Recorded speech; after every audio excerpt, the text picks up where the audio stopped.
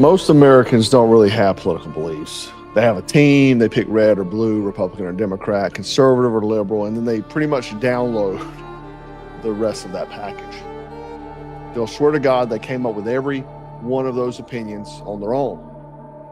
But somehow millions of people who have never met each other all believe the exact same thing, same combination of things, same opinion on guns, same opinion on abortions, immigration, religion, marriage, war, same opinion on what words you're allowed to say, same opinion on who the good guys are and who the bad guys are. Everything just magically matches the team. And nobody thinks that's weird. Let me give an example. When you say the word socialist in America, most people immediately picture a certain type of person. Maybe have a septum ring, blue hair, right? They picture the American liberal. Probably anti-gun, pro-abortion, secular, all in on every progressive social issue. Because over here, all that stuff comes in a pretty little package with a bow on it. But then look at Venezuela. Maduro was a socialist. No question about that. But culturally, the guy wasn't walking around sounding like some American progressive activist waving a rainbow flag. Venezuela wasn't out there embracing gay marriage. They were very hardline on abortion. Maduro was working with evangelical Christians talking about God, family, and traditional values. So think about that for a second. You got a socialist government, but on a bunch of the social issues, they would sound more conservative than half of the Republicans in America.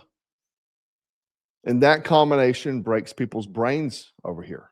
Because Americans have been trained to believe that if you're a socialist, then you must also believe every other Democrat talking point there is. You got to take the whole damn package. Socialism, anti-gun, pro-abortion, secularism, gender ideology, every bit of it. Like it naturally belongs together. It doesn't. It wasn't packaged together for you. That is the point. And before somebody starts typing an angry paragraph in the comments, no, I'm not defending Maduro. The guy was authoritarian, and I'm not defending socialism either. Stay with me. Stay with me on this. This is not really about Maduro. It's about the fact that political beliefs do not naturally come in these perfectly organized American packages. A lot of people have been in America too long. They don't understand the world. We've been trained to think they do. These things come together. And most people never question it. They pick a team and then the team tells them what they should believe. Happens on the left, on the right. Liberals will laugh at conservatives and say they're brainwashed. Conservatives will laugh at liberals and say they're brainwashed. I'm brainwashed. Who keeps showing your mask? Who's the brainwashed? And both sides are right. They're just blind to it when it happens to them. A Democrat politician can completely change his position, and within a week, half the party acts like that was always the position. You've seen it with Trump. Trump campaigned on a ton of conservative things. He's done a lot of things that are not conservative, right? He can condemn something on Monday, support it on Tuesday, and by Friday, conservative influencers have already written a 10-part explanation for why this is actually the most conservative thing anybody's ever done. And the audience just goes along with it. No questions, no memory. They left the standard back there. The team jersey is all that matters. And that's the problem. Most people don't start with principles. They start with belonging with a team, a tribe. They find the group that makes them feel accepted or righteous or patriotic or compassionate, rebellious. I'm smarter than everyone else. Then they inherit the opinions of that group. The membership comes first, the beliefs come second. And people hate hearing that because everybody wants to believe they're an independent thinker. Nobody wants to believe they're being led around like sheep by the nose. But most people are. And propaganda doesn't feel like propaganda when it tells you that you're one of the good guys. It just doesn't. It feels like truth. Oh man, it's common sense. It's morality. This is patriotism. It seems like you figured everything out. And honestly, when I saw the cultural divide in the pandemic, a lot of this really, I saw people split, and they agreed wholeheartedly, lockstep with everything, whatever their party said. And everybody can spot manipulation when it's happening to the other side. A conservative hears some liberal repeat a talking point word for word and says, look at that brainwashed idiot. A liberal hears a conservative point word for word and says the exact same thing. But no one can see it for themselves. And that's because independent thought has a cost. And that's the part no one wants to admit. You might piss off your friends. You might disappoint your family. You might anger your online audience if you're an influencer. You might lose your place in the group. People who praised you yesterday may call you a traitor tomorrow. I've been called a traitor because I stand on principles. I'm not in a team. And most people would rather lie to themselves and deal with that. They don't want the truth. They don't want it badly enough to stand alone. And that's where it gets bigger in politics, because the man who cannot disagree with his political tribe is usually the same man who cannot disagree anywhere else. He can't tell his boss that, hey man, hey sir, your plan is bad. He can't tell his business partner the company is going in the wrong direction. He can't tell his wife the family has a problem.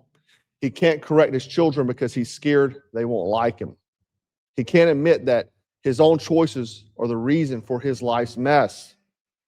He'll call it loyalty, but a lot of times it's just fear. There's a difference between loyalty and obedience. Loyalty means I can stand beside you and still tell you the truth. Blind obedience means I surrender my judgment because I'm scared of losing my place, and that is not strength. That is dependence. And a dependent man is not free. You can own guns, you can make money, you can have muscles, you can drive a big truck, you can wear an expensive watch, you can fly an American flag outside your house, you can talk all day long about freedom, but if another person can control your beliefs by threatening to kick you out of that group, you are not free. You are domesticated, and your cage just looks better. That is what people don't understand about leadership. Leadership is not being the loudest man in the room. It's not barking orders. It's not calling yourself the alpha male on the internet, which a lot of guys are doing now. Real leadership means you have principles before the pressure shows up. You know what you believe. You know what you stand for. You know where that line is. And I thought when those files were released, that was going to be the line for a lot of people, but a lot of people tucked tail and they said, screw the children. They did. That standard, the standard doesn't change just because your favorite politician crosses it. It doesn't change because your audience might get mad. And it doesn't change because telling the truth could cost you money, because it's cost our company money, Black Scout Survival. But without a personal code, you're not really making decisions. You're taking instructions, and those instructions will change every time you're told to change direction. That's why people contradict themselves constantly and never even notice. They don't compare today's belief to yesterday's principle. They compare today's belief to the team's position. As long as it matches the team, they feel consistent. That's why everything in America right now feels insane. We don't even really have honest disagreements anymore. We have two crowds waiting for their next emotional assignment. Be angry about this, ignore that, support this person, hate this person, pretend this matters, pretend that never happened. Don't release the rest of the files. And then tomorrow morning, man, everything can flip. Nobody admits the contradiction. Nobody says, hey, man, wait a minute. We said the exact opposite 6 months ago. We said no more forever wars. They just turn around and march in a new direction. Sheep behavior. And I know the word sheep gets overused. Everybody online thinks everybody else is a sheep. But being a sheep does not just mean being wrong. All of us are wrong about things.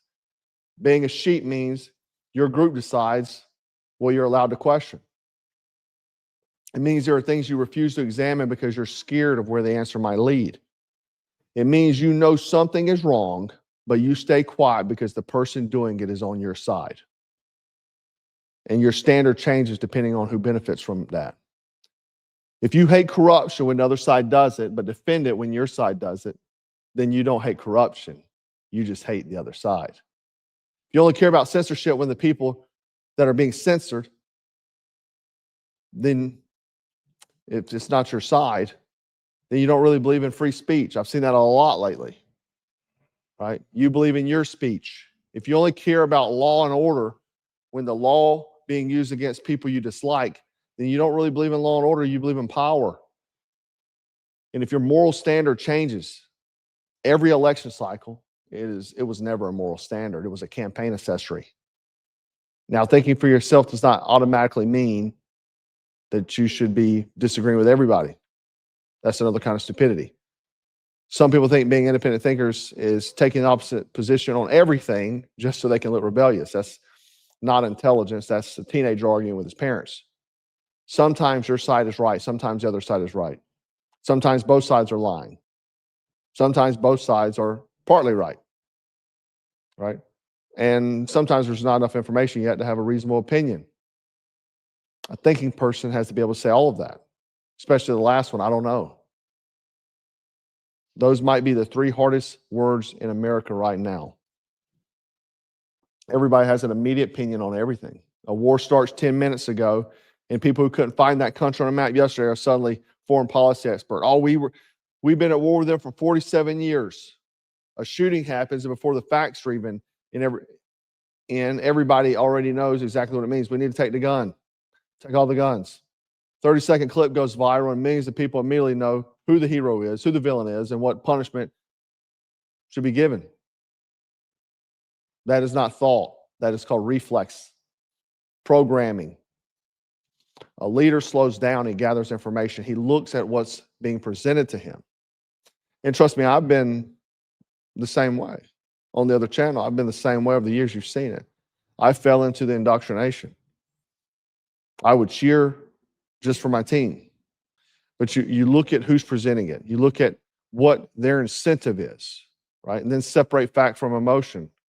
Compare the situations to your principles. Then make your own decision about it and own it. And you could still be wrong. Leadership does not mean perfection. It means the decision actually belongs to you. You didn't borrow it from a politician.